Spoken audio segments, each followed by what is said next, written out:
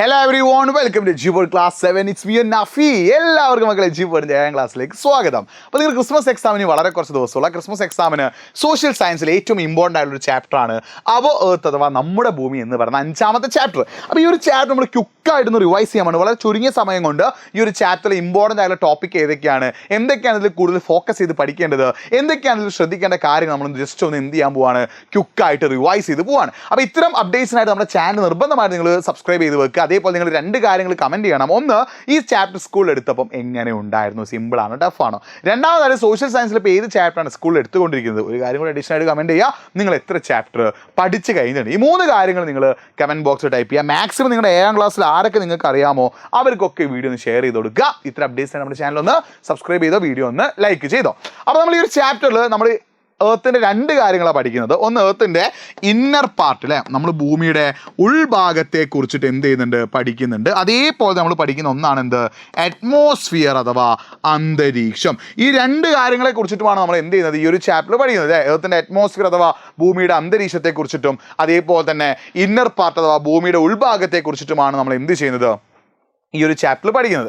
അപ്പോൾ നിങ്ങൾ ശ്രദ്ധിക്കേണ്ട കാര്യം, ഇതിന് 2ൻ്റെയും ഡീറ്റെയിൽ ആയിട്ടുള്ള കാര്യം നമ്മൾ നോക്കണം. അപ്പോൾ നമുക്ക് അതിന് ഇന്നർ പാർട്ട് നോക്കുകയാണെങ്കിൽ ഭൂമിയുടെ ഉൾഭാഗത്തെ ചൂട് എന്ന് പറഞ്ഞാൽ എത്രയാടാ, അറൌണ്ട് 5500 ഡിഗ്രി സെൽഷ്യസ് ആട്ടോ. ശ്രദ്ധിക്കണം, ഏതാടാ, 5500 ഡിഗ്രി സെൽഷ്യസ് ആണ് എന്ത്, ഭൂമിയുടെ ഉൾഭാഗത്തെ ചൂട് എന്ന് പറഞ്ഞാൽ. ഭൂമിയുടെ ഏറ്റവും പുറമെ നിന്ന് ഉള്ളോട്ടേക്കുള്ള ഒരു ദൂരം എന്ന് പറയുന്നത് 6371 കിലോമീറ്റർ, 6371 കിലോമീറ്റർ ആണ് ഭൂമിയുടെ ഏറ്റവും പുറമെ നിന്ന് ഏറ്റവും ഉള്ളോട്ടേക്ക് ദൂരം. നമ്മുടെ ഭൂമിയിൽ ഏറ്റവും അടിയിൽ കുഴിച്ചു പോയ ഒരു മൈൻ അഥവാ ഗനിയുടെ ദൂരം വെറും 12 കിലോമീറ്റർ. അപ്പോൾ നിങ്ങൾ ആലോചിച്ച് നോക്കിയേ, നമ്മുടെ ഭൂമിക്കുള്ളിലേക്ക് ഇനിയും ഒരുപാട് ദൂരം നമുക്ക് എന്ത് ചെയ്യാനുണ്ട്, കണ്ടെത്താനുണ്ട് എന്നുള്ളൊരു കാര്യം നിങ്ങൾ മനസ്സിലാക്കി വെക്കുക. സോ ഞാൻ പറഞ്ഞു, ഭൂമിയുടെ ഉൾഭാഗത്തെ ടെമ്പറേച്ചർ അഥവാ താപനില 5500 ഡിഗ്രി സെൽഷ്യസ് ആണ്. അങ്ങോട്ടേക്കുള്ള ദൂരം 6371 കിലോമീറ്റർ എന്ന് പറഞ്ഞു. ഈ അറിവുകളൊക്കെ നമുക്ക് എങ്ങനെയാണ് ലഭിച്ചത്?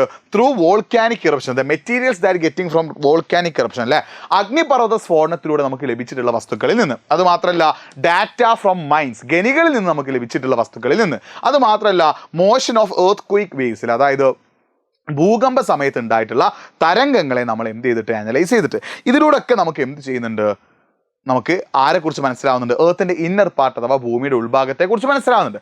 അങ്ങനെ നമുക്ക് ഭൂമിയുടെ ഉൾഭാഗത്തെക്കുറിച്ചുള്ള വിവരങ്ങൾ മനസ്സിലായപ്പോൾ നമുക്ക് 3 കാര്യങ്ങൾ മനസ്സിലായി. ഏറ്റവും ഉള്ളിലുള്ള ഭാഗത്തെ നമ്മൾ വിളിക്കുന്ന പേരാണ് എന്ത്, കോർ അഥവാ കാമ്പ്. അതിനപ്പുറത്തുള്ള ഭാഗത്ത് നമ്മൾ എന്ത് വിളിക്കുന്നു, മാൻറ്റിൽ എന്ന് വിളിക്കുന്നു. ഏറ്റവും പുറമെയുള്ള ഭാഗത്ത് നമ്മൾ വിളിക്കുന്ന പേരാണ് എന്ത്, ക്രസ്റ്റ് അഥവാ ഭൂവൽക്കം. എന്നിങ്ങനെ 3 ആയിട്ട് നമ്മൾ എന്ത് ചെയ്തിട്ടുണ്ട്, നമ്മുടെ ഏർത്തിൻ്റെ ഇന്നർ പാർട്ട് അഥവാ ഭൂമിയുടെ ഉൾഭാഗത്തെ നമ്മൾ തരംതിരിച്ചിട്ടുണ്ട്. So the earth inner part are divide into 3 അല്ലേ. ഭൂമിയുടെ ഉൾഭാഗത്തെ നമ്മൾ എത്രയായി തരംതിരിച്ചു, 3 ആയി തരംതിരിച്ചു. ഏറ്റവും മുകളിലുള്ള ഭാഗത്തെ എന്ത് വിളിക്കുന്നു, കോർ അഥവാ കാമ്പ് എന്ന് വിളിക്കുന്നു.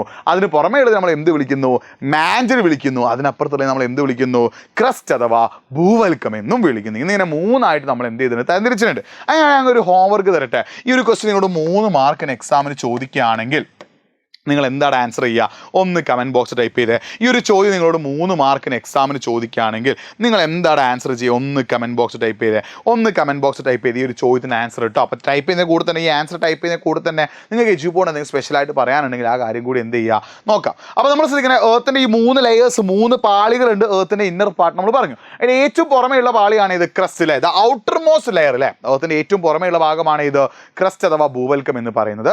കോണ്ടിനെന്റൽ ക്രസ്റ്റ് ഉണ്ട്, ഓഷ്യാനിക് ക്രസ്റ്റ് ഉണ്ട്, വൻകര ഭൂവൽക്കം ഉണ്ട്, അതേപോലെ തന്നെ എന്തുകൊണ്ട്, സമുദ്ര ഭൂവൽക്കം ഉണ്ട്. ശ്രദ്ധിക്കണം, ഈ ക്രസ്റ്റ് അഥവാ ഭൂവൽക്കം എന്ന് പറഞ്ഞാൽ അത് 2 എണ്ണം ഉണ്ട്. ഓഷ്യാനിക് ക്രസ്റ്റ് ഉണ്ട്, കോണ്ടിനെന്റൽ ക്രസ്റ്റ് ഉണ്ട്, വൻകര ഭൂവൽക്കം ഉണ്ട്, സമുദ്ര ഭൂവൽക്കം ഉണ്ട്. ഈ കോണ്ടിനെന്റൽ ക്രസ്റ്റ് അഥവാ വൻകര ഭൂവൽക്കത്തിന്റെ ഒരു തിക്നെസ് എന്ന് പറഞ്ഞാൽ എത്രയാണ്, 30 to 70 കിലോമീറ്റേഴ്സ് ആട്ടോ. 30 മുതൽ 70 കിലോമീറ്റർ വരെ തിക്നെസ് ഉള്ളതാണ് ഇത് കോണ്ടിനെന്റൽ ക്രസ്റ്റ് അഥവാ വൻകര ഭൂവൽക്കം. ഇനി ഓഷ്യാനിക് ക്രസ്റ്റ് അഥവാ സമുദ്ര ഭൂവൽക്കം എന്ന് പറഞ്ഞാൽ എത്രയാടാ, 5 കിലോമീറ്റർ അഥവാ 5 കിലോമീറ്റർ തിക്നെസ് ഉള്ളതാണ്. രണ്ടാമത്താണ് ഇത് മാൻറ്റിൽ. നിങ്ങൾ ശ്രദ്ധിക്കുക, രണ്ടാമത്താണ് ഇത് മാൻറ്റിലാണ് ഇത് ക്രസ്റ്റിന് തൊട്ട് താഴെ കിടക്കുന്നത്. അറൌണ്ട് 2900 കിലോമീറ്റർ, 2900 കിലോമീറ്റർ ആണ് എന്ത്, മാൻറ്റിൻ്റെ ഒരു ഡെപ്ത് എന്ന് പറഞ്ഞാൽ. ഇതിൽ upper part of the mantle and crust together is called as lithosphere. മാൻറ്റിലെ മുകൾ ഭാഗവും ക്രസ്റ്റും കൂടി ചേർന്ന് നമ്മൾ വിളിക്കുന്ന പേരാണ് എന്ത്, ശിലാമണ്ഡലം. അതിന് താഴെ എന്തുണ്ട്, എസ്തനോസ്ഫിയർ ഉണ്ട്. പിന്നെ അടുത്ത ലെയർ ആണ് ഇത് കോറിൽ, അതായത് കോർ, ഇന്നർ കോറും ഉണ്ട്, ഔട്ടർ കോറും ഉണ്ട്. അതായത് പുറക്കാമ്പും ഉണ്ട്, അകക്കാമ്പും ഉണ്ട്. ഇന്നർ കോർ എന്തവസ്ഥയിലാണ്, സോളിഡ് സ്റ്റേറ്റ് അഥവാ ഖരാവസ്ഥയിലും, ഔട്ടർ കോർ എന്ത് സ്റ്റേറ്റിലാണ്, ലിക്വിഡ് സ്റ്റേറ്റ് അഥവാ ദ്രവാവസ്ഥയിലുമാണ്. ശ്രദ്ധിക്കണേ, കോർ അഥവാ കാമ്പ് 2 ഭാഗങ്ങളുണ്ട്. ഇന്നർ കോർ അഥവാ അകക്കാമ്പും ഉണ്ട്, ഔട്ടർ കോർ അഥവാ പുറക്കാമ്പും ഉണ്ട്. ഇന്നർ കോർ എന്ന് പറഞ്ഞാൽ എന്താ, സോളിഡ് സ്റ്റേറ്റ് അഥവാ ഖരാവസ്ഥയിലും, ഔട്ടർ കോർ എന്ന് പറഞ്ഞാൽ എന്താ, ലിക്വിഡ് സ്റ്റേറ്റ് അഥവാ ദ്രവാവസ്ഥയിലുമാണ്. ഈ കോറിൽ കൂടുതലായിട്ട് നമുക്ക് എന്ത് കാണാൻ പറ്റും, നിക്കലും അയണും, ഇരുമ്പും നിക്കലും കൂടുതലായിട്ട് കാണുന്നുണ്ട്. അതുകൊണ്ട് തന്നെ ഈ കോർ അഥവാ കാമ്പിനെ നമ്മൾ എന്ത് വിളിക്കുന്നു, NIFE എന്ന് വിളിക്കുന്നു. അപ്പോൾ മക്കളെ, നമ്മൾ ക്രിസ്മസ് എക്സാമിന്റെ സ്പെഷ്യൽ സ്റ്റഡി ഗ്രൂപ്പിന്റെ കാര്യം ഞാൻ ഒന്നുകൂടി റിമൈൻഡ് ചെയ്യാണ്. നിങ്ങൾക്ക് ക്രിസ്മസ് എക്സാമിലേക്ക് ഇനി വളരെ കുറച്ച് ദിവസമുള്ളൂ.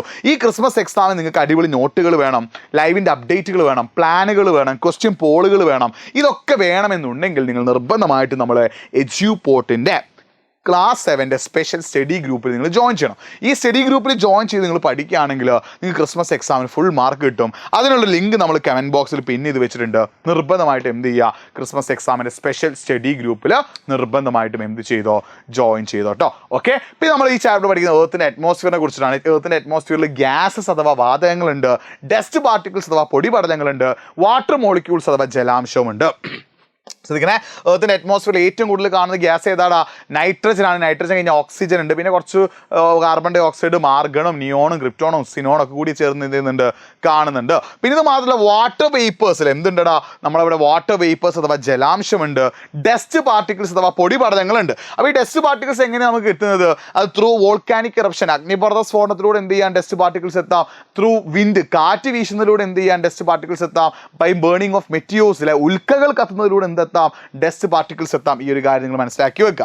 പിന്നെ അടുത്താണ് എന്ത്, അറ്റ്മോസ്ഫിയറിക് പൊല്യൂഷൻ. നമ്മൾ അറ്റ്മോസ്ഫിയർ നമ്മൾ എന്ത് ചെയ്യുന്നുണ്ട്, ഹ്യൂമൻ ആക്ടിവിറ്റീസ് അല്ലെ, മനുഷ്യന്മാർ ചെയ്യുന്ന പല പ്രവൃത്തിയും കാരണം അറ്റ്മോസ്ഫിയർ അഥവാ അന്തരീക്ഷം എന്തായിട്ട് മാറുന്നുണ്ട്, മലിനമായി മാറുന്നത്. അതെങ്ങനെ ഓവർകം ചെയ്യാന്നുള്ള ഒരു കാര്യം കൂടി നിങ്ങൾ ഇങ്ങനെ മനസ്സിലാക്കി വെക്കണം. അപ്പോൾ ഞാൻ നിങ്ങൾക്ക് ഒരു ഹോംവർക്ക് കൂടി തരാം. നമ്മൾ ഓൾറെഡി നിങ്ങൾ ആപ്പിൽ അല്ലെങ്കിൽ ക്ലാസ്സൊക്കെ സ്കൂൾ ക്ലാസ് ഡീറ്റെയിൽ ആയിട്ട് പഠിച്ചിട്ടുണ്ടാവും. ഈ ഒരു ക്വസ്റ്റ്യൻ വളരെ വളരെ ഇമ്പോർട്ടൻ്റ് ആണ്. ഇതിൻ്റെ ആൻസർ നിങ്ങൾ എന്ത് ചെയ്യുക, ഒന്ന് കമൻറ്റ് ബോക്സിൽ എന്ത് ചെയ്യുക, ഒന്ന് ടൈപ്പ് ചെയ്യുക. ഈ ഒരു ക്വസ്റ്റ്യൻ ആൻസർ നിർബന്ധമായിട്ടും എന്ത് ചെയ്യുക, ഒന്ന് കമൻറ്റ് ബോക്സിൽ ടൈപ്പ് ചെയ്യാം. അപ്പോൾ നമ്മുടെ ക്രിസ്മസ് എക്സാമിൻ്റെ സ്പെഷ്യൽ സ്റ്റഡി ഗ്രൂപ്പിൻ്റെ കാര്യം നിങ്ങൾ മറന്നു പോകരുത്. നമ്മുടെ സ്റ്റഡി ഗ്രൂപ്പിൽ നിങ്ങൾ ജോയിൻ ചെയ്യുകയാണെങ്കിൽ കാര്യങ്ങളൊക്കെ എന്ത് ചെയ്യും, സെറ്റാകും, ജില്ലാകും, റെഡി ആകും എന്നുള്ളൊരു കാര്യം കൂടി നിങ്ങൾ എന്ത് ചെയ്യുക, മനസ്സിലാക്കി വെക്കുക.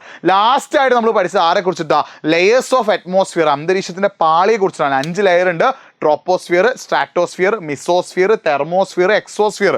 5 പാളികൾ ഇമ്പോർട്ടൻ്റ് ആണ്. ഫസ്റ്റ് വൺ ആണ് ഇത് ട്രോപ്പോസ്ഫിയർ. ട്രോപ്പോസ്ഫിയർ ആണ് ഇത് ലോവസ്റ്റ് ലെയറിൽ. ശരാശരി ഹൈറ്റ്, ആവറേജ് ഹൈറ്റ് എത്രയാണ്, 13 കിലോമീറ്റർ ആണെങ്കിലും പോളുകളിൽ എത്രയാണ്, 8 കിലോമീറ്ററും. ഇക്വേറ്റർ അഥവാ ഭൂമധ്യരേഖയിൽ എത്രയാണ്, 18 കിലോമീറ്റർ ആണ്. ഇവിടെയാണ് എന്തുള്ളത്, റെയിൻ, ക്ലൗഡ്, വിൻഡ്, മഴയും മഞ്ഞും കാറ്റും ഒക്കെ ഉള്ളത് എവിടെയാണ്, ട്രോപ്പോസ്ഫിയറാണ്. ട്രോപ്പോസ്ഫിയർ പ്രത്യേകം എന്താ, temperature decreases with increasing of altitude. ഉയരം കൂടുന്തോറും താപനില കുറഞ്ഞു വരുന്ന ഒരു സ്ഥലം കൂടിയാണ് ഇത് ട്രോപ്പോസ്ഫിയർ എന്ന് പറഞ്ഞാൽ.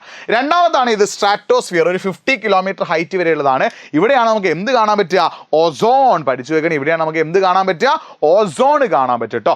അടുത്ത ഏതാണ്, മിസോസ്ഫിയർ ആണ്. അതിന് മുമ്പ് വേൾഡ് ഓസോൺ ഡേ ശ്രദ്ധിക്കണം, September 16 ആട്ടോ. അടുത്ത ഏതാണ്, മിസോസ്ഫിയർ ആണ്. 50 to 80 കിലോമീറ്റേഴ്സ് ഹൈറ്റിലാണ് എന്തുള്ളത്, മിസോസ്ഫിയർ ഉള്ളത്. The coldest layer of atmosphere, അന്തരീക്ഷത്തിലെ ഏറ്റവും തണുത്ത പാളിയാണ് ഇത് മിസോസ്ഫിയർ എന്ന് പറഞ്ഞിട്ടോ. അതാ കോൾഡസ്റ്റ് ലെയർ ഓഫ് അറ്റ്മോസ്ഫിയർ, അന്തരീക്ഷത്തിലെ ഏറ്റവും തണുത്ത പാളി നമ്മൾ വിളിക്കുന്ന പേരാണ് എന്ത്, മിസോസ്ഫിയർ എന്ന് പറയുന്നത്.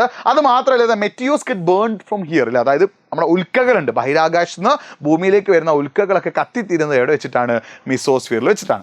അടുത്തത് തെർമോസ്ഫിയർ ആണ്. ഇത് ഹോട്ടസ്റ്റ് ലെയർ ഓഫ് അറ്റ്മോസ്ഫിയർ, നമ്മുടെ അന്തരീക്ഷത്തിലെ ഏറ്റവും ചൂട് കൂടിയ പാളിയാണ് ഇത് തെർമോസ്ഫിയർ എന്ന് പറഞ്ഞാൽ. 80 to 400 കിലോമീറ്റർ, ഏകദേശം 80 മുതൽ 400 കിലോമീറ്റർ ഇതിൻ്റെ ഹൈറ്റ്.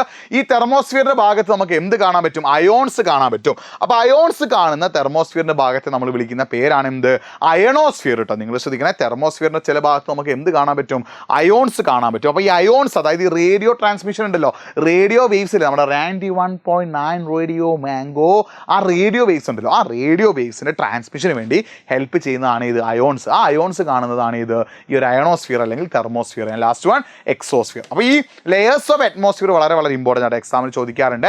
അന്തരീക്ഷത്തിൻ്റെ പാളികൾ നിങ്ങൾ നിർബന്ധമായിട്ടും എന്ത് ചെയ്യണം, പഠിച്ചിരിക്കണം. എക്സാമിന് ചിലപ്പോൾ എന്ത് ചെയ്യാൻ ചാൻസ് ഉണ്ട്, ചോദിക്കാൻ ചാൻസ് ഉണ്ട്. വളരെ വളരെ ഇമ്പോർട്ടൻ്റ് ആണ്. അപ്പോൾ ഈ ഒരു ഹോംവർക്കിൻ്റെ ആൻസർ കൂടി നിങ്ങൾ എന്ത് ചെയ്യുക, ഒന്ന് കമൻറ്റ് ബോക്സിൽ ടൈപ്പ് ചെയ്യുക. മക്കൾ നമ്മളിവിടെ ജസ്റ്റ് ക്യുക്കായിട്ട് എന്ത് ചെയ്യുകയാണെന്ന് റിവൈസ് ചെയ്താണ്. അപ്പോൾ നിങ്ങൾക്ക് ജസ്റ്റ് ഇങ്ങനെ ക്യുക്കായിട്ട് ജസ്റ്റ് ചെറിയ ചെറിയ പോയിന്റ് ചെയ്ത് നിങ്ങൾക്ക് എന്ത് കിട്ടില്ല, സോഷ്യൽ സയൻസിൽ മാർക്ക് കിട്ടില്ല. നിങ്ങൾ സോഷ്യൽ സയൻസിൽ മാർക്ക് കിട്ടണമെങ്കിൽ ഡീറ്റെയിൽ ആയിട്ട് എക്സ്പ്ലെയിൻ ചെയ്ത് എഴുതണം. അങ്ങനെ എഴുതണമെങ്കിൽ നമ്മളെ പ്രീ ബൂസ്റ്റർ ബാച്ച് നിങ്ങൾ ജോയിൻ ചെയ്യട്ടോ. എജ്യൂപോണിൻ്റെ പ്രീ ബൂസ്റ്റർ ബാച്ചിൽ ജോയിൻ ചെയ്ത് പഠിക്കുകയാണെങ്കിൽ കാര്യങ്ങളൊക്കെ സെറ്റാകും. കാരണം ഡീറ്റെയിൽ ആയി പോയിന്റ് എഴുതിയാൽ മാത്രമേ നിങ്ങൾക്ക് എന്ത് കിട്ടുള്ളൂ, മാർക്ക് കിട്ടുള്ളൂ. അങ്ങനെ ഡീറ്റെയിൽ ആയിട്ട് പോയിന്റ് എഴുതി മാർക്ക് കിട്ടി നിങ്ങൾ എവിടെ ജോയിൻ ചെയ്യണം? എഡ്യൂപോണിൻ്റെ പ്രീ ബൂസ്റ്റർ ബാച്ചിൽ ജോയിൻ ചെയ്യണം. അതിൻ്റെ ലിങ്ക് നമ്മൾ കമൻറ്റ് ബോക്സിൽ പിന്നെ ഇത് വെച്ചിട്ട് നിർബന്ധമായിട്ട് എന്ത് ചെയ്യുന്നു, ജോയിൻ ചെയ്ത് പഠിച്ചോ, കാര്യങ്ങൾ സെറ്റാവും. പിന്നെ നമ്മുടെ ക്രിസ്മസ് എക്സാമിന് സ്പെഷ്യൽ സ്റ്റഡി ഗ്രൂപ്പിൻ്റെ കാര്യം മറന്നു പോകണ്ട. അപ്പോൾ ഞാൻ 2-3 ഹോംവർക്ക് തന്നിട്ടുണ്ട്, അതിന് ആൻസർ കൂടി കമൻറ്റ് ചെയ്യുക. മറ്റൊരു വീഡിയോ ആയിട്ട് വീണ്ടും കാണാം. It's been Nafees signing off. Video like ചെയ്യുക, മാക്സിമം ഫ്രണ്ട്സിലേക്ക് ഷെയർ ചെയ്യുക. ബൈ.